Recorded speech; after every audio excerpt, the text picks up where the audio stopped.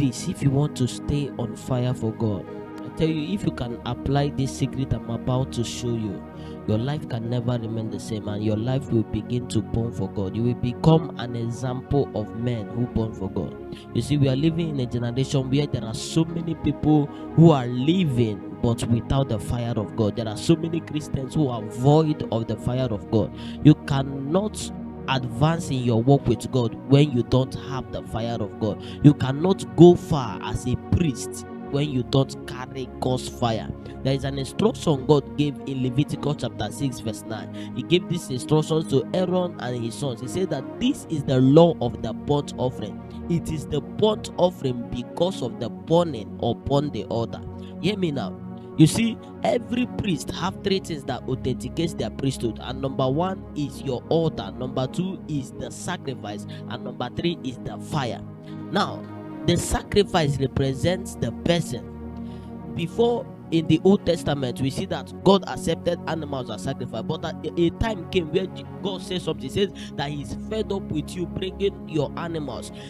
As long as you keep on bringing those animals, you keep on remaining in sin, you keep on living in sin, knowing that there is a price to pay for your sins. So there was no nature of God that was reflected, even though they kept on bringing sacrifices unto God. So God rejected that kind of sacrifice, and now He demanded that we give ourselves as a living sacrifice. In Romans chapter 12 verse 1, it says, offer yourself as a living sacrifice, holy and acceptable to God. This is the first thing that authenticates your priesthood. You must give yourself to the Lord as a sacrifice. The second thing is an altar. What is an altar? An altar is a place that is built by consistent practice of spiritual activities. You see, when you want to build an altar, you keep on invoking a deity upon a particular place, and before you know it, the deity will come and make that place his dwelling place. That is how altars are built. If you want to be a priest, you must learn the ways of others. This was the same thing that made Abraham different from other people,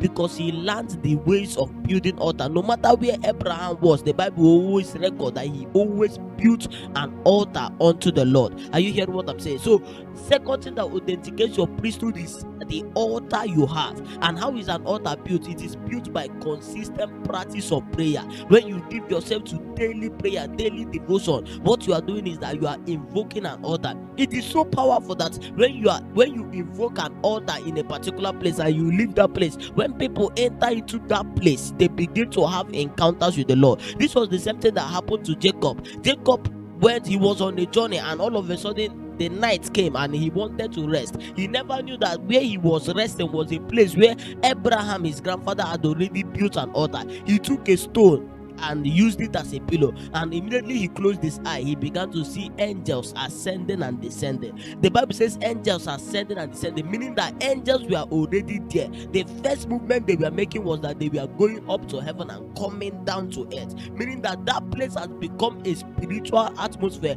where angels of God was already dwelling in that tabernacle.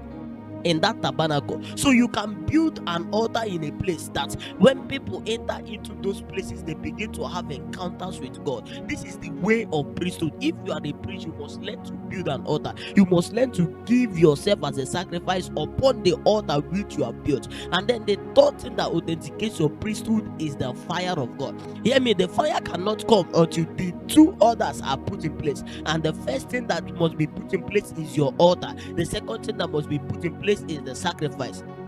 This was the same system that Elijah used to call down the fire of God in the midst of the prophets of Baal. The prophets of Baal tried all they could. They did everything. They shouted, did everything they could to call down fire, but there was no fire available. But Elijah was a man of principle and he understood. The first thing he did was to build 12 altars and he placed sacrifices upon them, and he said, answer me, O Lord. Immediately God responded with fire. If you want God to anoint you with his fire, if you want God to baptize you with his fire, you must first of all give yourself as a sacrifice. Consecrate yourself, separate yourself. This is the first way through which you prepare yourself to become a vessel that can carry the fire of God. You must separate yourself and say, Lord, this life is for you. Lord, I have given myself to you. Everything about me is for you. I have sacrificed myself. I have given myself. I am totally given to your kingdom works. You must give yourself as a sacrifice.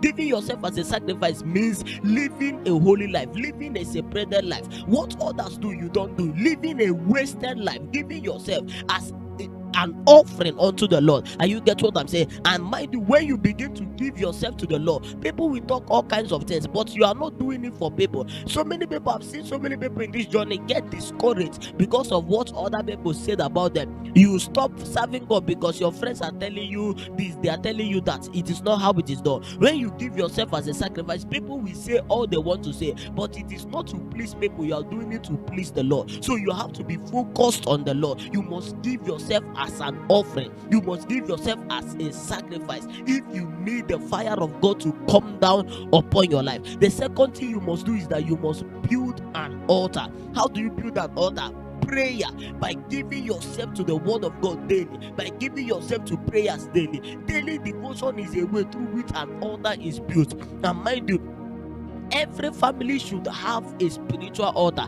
Every household should have a spiritual altar, because if you don't have an altar, there is nowhere the fire of God can burn in your life. And if the fire of God is not burning in your life, you are vulnerable to spiritual attacks. You are vulnerable to demonic manipulation. And that's why you see a lot of people, they are walking on the road, but they don't even know what is pushing them. They don't know what is controlling them. A lot of spirits have taken possession of their life. It is because they don't know the ways of order. You must build an altar unto the Lord by giving yourself to daily prayers, giving yourself to the word of God daily, giving yourself to the scriptures, and giving yourself to the Holy Ghost, so that he can make out something from you. Are you get what I'm saying? You must give yourself to the work of the Holy Ghost so that an altar can be erected. An altar being erected means that you are hosting God in a territory. An altar being erected means that you are calling God to tabernacle in a particular environment, and your life can become an altar. You yourself can become a mobile altar, so that wherever you appear, people will begin to naturally feel the presence of God without any stress. People will begin to have encounters with God because an altar have appeared. And you get what I'm saying? An altar is the dwelling place of God. You must build the Lord an altar with your life. You must build the Lord an altar. You must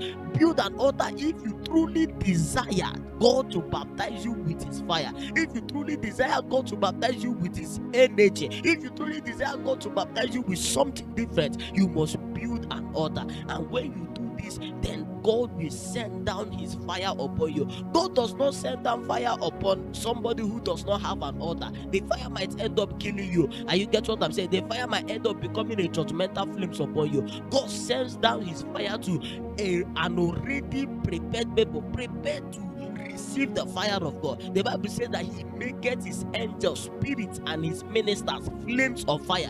What makes you a minister is your intimacy with the Holy Ghost. What makes you a minister is how much of God you can hear. How much, when God speaks, how much of what he speaks can you carry? How much of what he speaks can you contain? Jesus said to his disciples, I have yet many things to say to you, but you cannot bear them now. Meaning that they don't sustain the capacity to carry what they are asking for. You must sustain that capacity.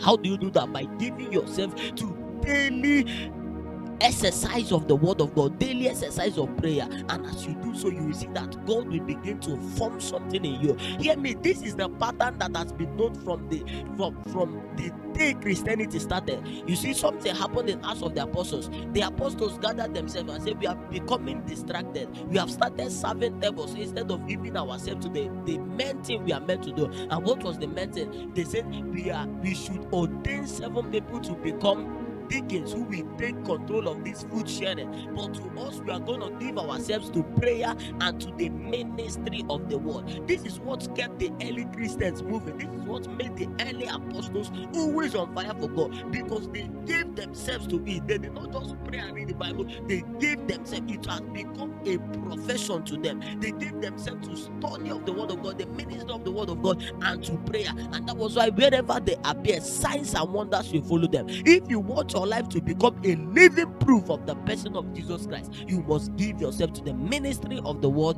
and to prayer. And by so doing, God will send down his fire upon you, and you will become a burning one in this generation. Hear me, if you can apply this secret I have shown you today, your life will become an example to the fire of God. Hear me, God wants you to burn. God wants you to become a blazing light, and you must not settle for less. You must not settle for that life of mediocrity that the devil has opened you up to. You must continue to press on in God until you are able to attain that height that God has prepared for you. If this video has blessed you, please make sure you like this video, subscribe to our YouTube channel, share this video to a lot of people, and the Lord will surely bless you. God bless you.